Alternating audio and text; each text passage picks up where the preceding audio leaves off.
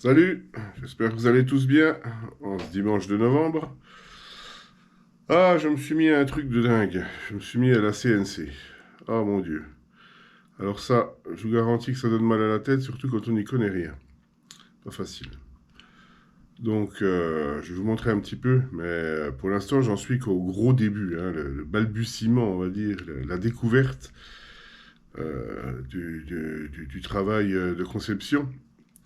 L'idée de la conception, c'est de pouvoir faire mes pièces moi-même, pas passer par un tas de trucs compliqués, enfin limer pendant des heures, etc. Alors que les machines peuvent.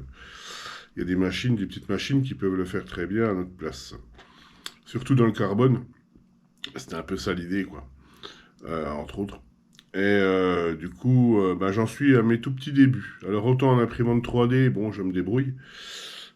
Ça va pas trop mal pour l'instant, même si c'est pas parfait, mais bon, c'est quand même, c'est quand même bien. Mais là, pour la CNC, c'est chaud. Donc, je retourne la cam. Je vais mettre la vue. Voilà. Euh, donc, l'idée, c'était de reprendre la pièce avant du VS2, par exemple, hein, entre autres. Hein, c'est l'exemple. J'ai pris ça comme. Voilà, j'avais besoin d'en faire une, mais de toute façon, c'était pour travailler. Et de la faire en carbone. Alors, je pourrais mettre ça sur une plaque de carbone, couper autour, et puis limer, patati, patata, pendant des heures, quoi, je veux dire, et puis faire les trous. Après, ça peut être un gabarit, quoi. Voilà. C'est un peu l'idée. Alors, c'est ce que ça a été, puisque je l'ai dessiné sur une feuille de papier. Je l'ai redessiné, et puis je l'ai fait en. Alors, ça, c'est la pièce plastique. Hein. Je l'ai fait à l'imprimante 3D. Donc, ça, c'est assez fastoche, parce que, en fin de compte, il suffit de dessiner, d'exporter le STL, de le mettre dans le slicer, de mettre les paramètres qui vont bien.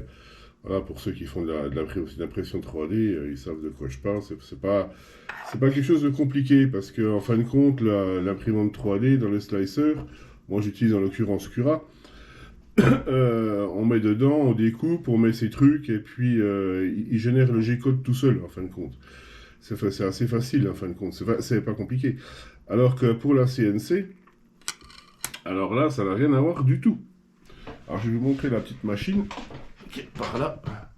Voilà, donc j'ai acheté ça sur Amazon. Ah, il y a des ombres, hein, je suis désolé. J'ai acheté ça sur Amazon. Donc c'est une 30-20. Voilà, avec un plateau qui fait en gros 300-200. Bon, c'est très bien. Hein. J'ai fait un petit meuble là pour mettre mes outils, mes trucs. Et puis il y a un moteur de 500 watts, ce qui est bien suffisant pour ce que je veux faire. J'avais commencé des merdouilles sur le bois là, mais bon, c'est pas grave, pour essayer. Ce qu'on n'a qu'une envie, c'est d'essayer. Donc on a des moteurs XYZ, hein, c'est 3 axes. Ah, on a ici des moteurs, on a un beau bouton d'arrêt d'urgence là qui est superbe.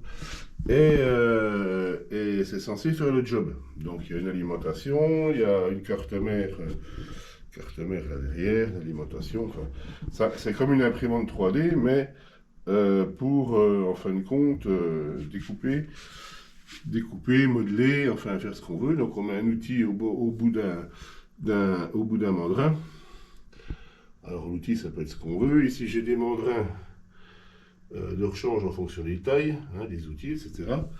Bon, jusque-là, ça me semblait pas compliqué plus que ça. Voilà. Revenons à nos moutons. Donc je vous disais en 3D, c'est fastoche. Par exemple, vous voyez, j'ai fait une petite boîte. Voilà, une petite boîte, c'est facile. Hein, c'est pas la lune, là, j'ai fait ça pour mon beeper, là. Voilà.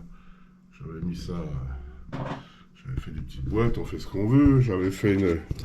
Et là, j'ai conçu une petite pièce pour mettre les puces de modélisme dedans, là, pour pouvoir la fixer, etc., etc.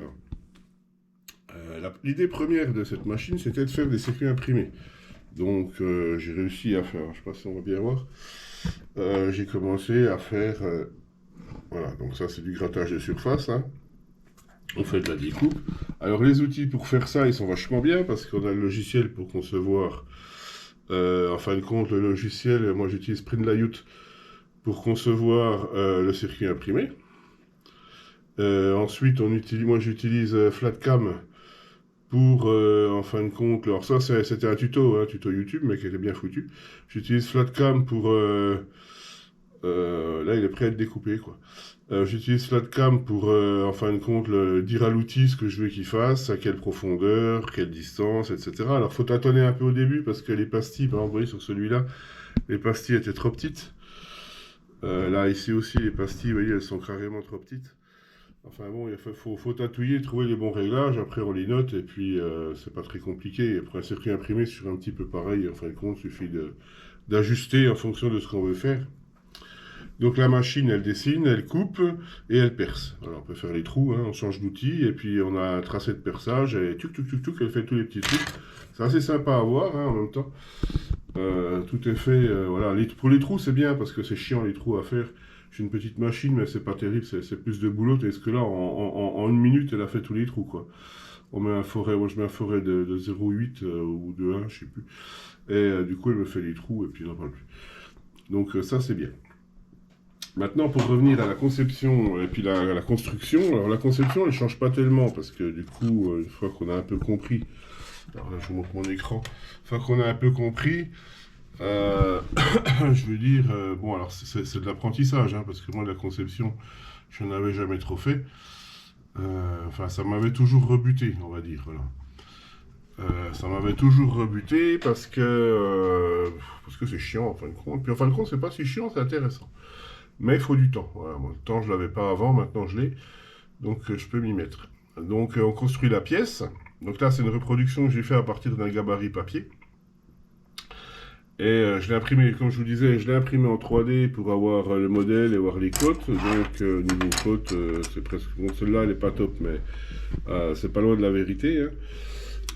J'ai pas fait les trous, je m'en fous. Pour les trous, je m'en fiche parce que les trous, c'est beaucoup de travail. Et en fin de compte, il suffit de poser la pièce, de la fixer et puis de faire les trous. Surtout que je les ferai pas tous en plus. Maintenant, l'idée, c'était de refaire cette pièce. Donc, cette pièce-là est de la passer Donc, moi, j'utilise FreeCAD parce que j'ai Fusion 360, mais c'est une usine à gaz. Franchement, c'est horrible. Je comprends rien. Donc, il y a beaucoup trop de paramètres. Alors, Fusion, c'est quand même plutôt professionnel, je trouve. Et ça a quand même été fait pour les pros, quoi. Je dis, enfin, les pros, mais pour la conception, pour moi, c'est imbuvable, quoi. FreeCAD, c'est un peu plus simple, c'est moins compliqué. Enfin, ça me semble plus abordable pour moi et j'ai quand même beaucoup plus travaillé avec, donc je commence un petit peu à le maîtriser plus. Donc je vais rester là-dessus. Je pense qu'il ne faut pas trop se disperser sur 36 programmes parce que sinon je crois qu'on s'y perd. C'est similaire, mais c'est pas pareil. Bon, je pense que quand on maîtrise bien un, après c'est plus facile d'approcher les autres. Donc là, j'en suis au point où maintenant je voudrais faire une conception pour usiner cette pièce. Donc l'idée, c'est de l'usiner ici au milieu, hein, évidemment, et les contours. Voilà. Alors, évidemment, dit comme ça, alors pour ceux qui regardent et qui connaissent ça par cœur, ils vont me dire, 5 minutes, c'est sûr, 5 minutes. Mais pour moi, chaque étape est un mur, en fait, qu'il faut franchir pour passer au mur suivant, en fin de compte, hein. Donc, puis comprendre surtout le fonctionnement du truc, quoi, parce que c'est pas évident, quoi. On peut rater des étapes qui conditionnent le reste et qui posent problème après, donc faut que je comprenne chaque étape, en fin de compte. Gardez-vous à l'esprit que tout ce que vous voulez apprendre, il faut travailler. Voilà. Il faut du travail, du travail, du travail.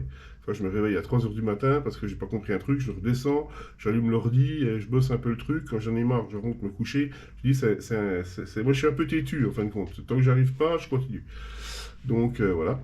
Donc j'en suis là. Donc là maintenant, je veux découper cette pièce dans du carbone de 4 mm.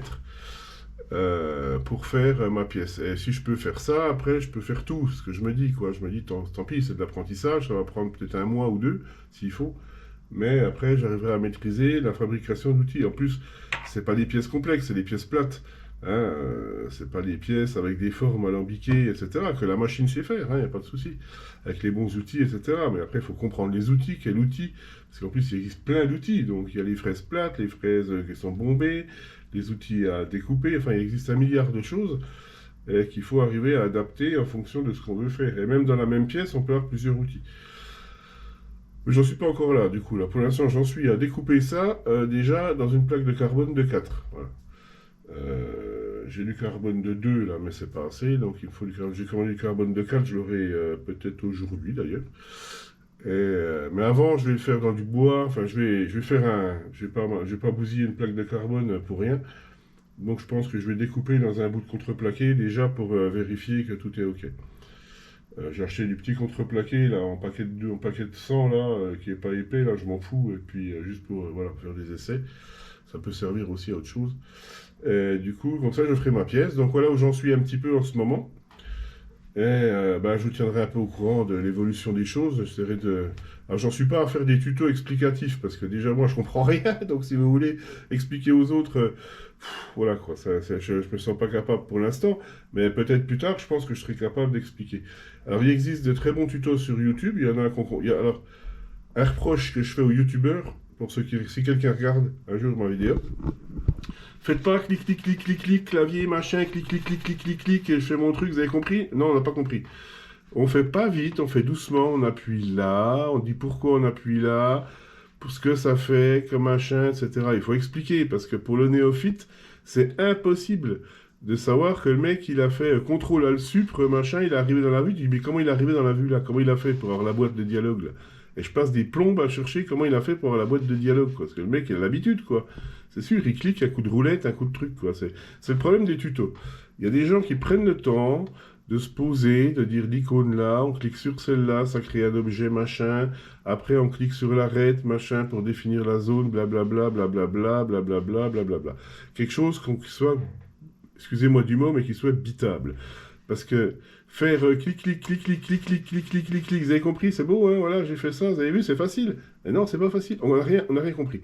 C'est impossible à suivre en fin de compte. Alors, il faut revenir en arrière, revenir en arrière, revenir en arrière, essayer de comprendre où il a appuyé. Non, c'est pas facile. Euh, et pour moi, c'est une procédure. Alors, je vais pas me plaindre parce que ça a le mérite d'exister. On pourrait y avoir rien et puis démerde-toi. Donc, il faudrait prendre des cours ou prendre une formation, en fin de compte, pour ce genre d'outils. Parce que s'ils n'avaient pas de formation, vous pouvez le regarder pendant 1 heure, appuyer partout, vous comprendrez rien. Ça, c'est pas super, c'est pas intuitif. Mais je veux dire, si on ne sait pas quel outil fait quoi et pour quelle fonction et dans quel but, je veux dire, on n'y arrivera pas, quoi. Enfin, pour moi, c'est pas gérable. Je sais pas gérer, quoi. Il faut savoir qu'il faut déjà créer un plan, faut déjà comprendre où sont les axes, X, Y, Z, que le Z est en haut, qu'il faudra que je mette mon point de départ ici. Hein, donc là, je suis dans l'outil CAM, donc c'est l'outil de conception hein, qui est dans FreeCAD, pour ceux qui connaissent, ceux qui ne connaissent pas. Il y a plusieurs outils ici. Alors, je ne sais pas si vous voyez. Il y a plusieurs outils ici. Dans ces outils, on peut choisir, en fin de compte, la conception, le design, faire des sketchs, des drafts, enfin, un tas de choses, quoi, des surfaces. Enfin, je veux dire que c'est vraiment des outils. Alors, c'est un logiciel gratuit, hein, moi je ne suis pas sponsorisé, je m'en fous. Mais il est gratuit, il est français et il est bien. Franchement, il est vraiment. Avant d'arriver, moi, j'arriverai pas au bout de ce que peut faire ce programme-là. Je pense que je ne serai pas capable. Je vais vous remettre ma tronche, ce sera plus simple. Je ne serai pas capable, en fin de compte, de l'exploiter au maximum, quoi. Enfin, je sais pas faire, quoi. C'est énorme, quoi. Alors peut-être dans 10 ans, mais je ne sais pas si je serai encore là dans 10 ans. Mais je veux dire, il faut quand même beaucoup, beaucoup, beaucoup le travailler, quoi. Il ne faut pas se contenter de faire. Il faut vraiment bosser le truc. C'est la seule façon, seul conseil que je peux donner aux gens. Parce que c'est sûr que ces petites machines-là, on les trouve à pas cher. On les trouve à pas cher. Attends, je me vois plus. On les trouve à pas cher sur Amazon, par exemple. Moi, je l'ai acheté sur Amazon. Je crois que je l'ai payé 500 balles en tout parce que j'ai acheté 2-3 conneries en plus. Mais je veux dire, c'est abordable. Voilà. Après, 500 balles, c'est un budget, je dis pas. Hein. Tout le monde ne peut pas mettre 500 balles s'il n'en a pas besoin. Il faut quand même avoir une idée, un projet et en avoir besoin. Contrairement aux graveuses laser qui sont exactement la même chose, puisque là-dessus on peut mettre un laser. Il y a juste à brancher le laser derrière sur la carte, c'est prévu. Le laser c'est plus simple, j'ai un peu regardé, c'est plus facile à prendre en main, même si c'est pas. Voilà, il faut quand même faire beaucoup de tests pour savoir la puissance, patati patata. Mais l'approche création, impression, enfin gravage, elle est plus simple pour moi. Enfin, ça me semble plus facile, c'est plus. Voilà, c'est moins compliqué. Parce que là, il faut vraiment tout créer. C'est-à-dire, vous créez votre pièce, après, il faut créer tout le G-code pour dire à la machine que je veux découper telle profondeur, à telle vitesse, une fois ou plusieurs passes, avec enfin, dans les trous. Enfin, ça veut dire qu'il faut vraiment tout créer soi-même, en fin de compte. Il n'y a pas de logiciel, je pensais, mais il n'y a pas de logiciel où on prend la pièce, on la met dedans et on lui dit, ben, je clique voilà, c'est pas comme un slicer d'imprimante 3D, donc du coup c'est plus compliqué. Mais c'est un apprentissage et ben, je compte bien y mettre. Enfin, je me suis déjà bien mis sérieusement, hein, ça fait déjà quelques jours. Et ça va progresser doucement, quoi. Il y a beaucoup de choses qui m'échappent encore.